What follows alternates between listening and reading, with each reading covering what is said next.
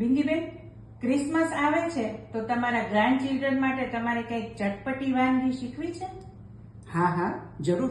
હા, તો આપણે ચાલો બનાવીએ ક્રિસમસ ટ્રી ચાટ. અરે વાહ, બહુ સરસ. ચાલો શીખીએ. ચાલો.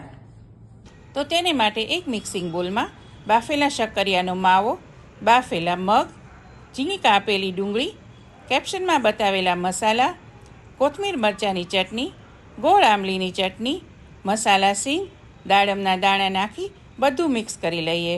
હવે આ મિક્સ કરેલા મસાલાને ક્લીન રેપમાં રાખી અને ક્રિસમસ ટ્રી જેવો શેપ આપીએ. એકદમ સારી રીતે શેપ આપી આ ક્રિસમસ ટ્રીને કોથમીરથી કોટ કરીએ.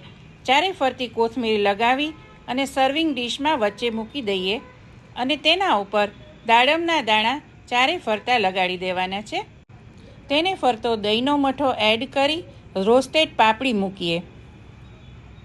તો તમે પણ બનાવો આવું સુંદર ક્રિસમસ ટ્રી ચાટ અને આવી જ નવી નવી રેસીપી શીખવા માટે મારા પેજને ફોલો કરો અને શેર કરો. Thank you.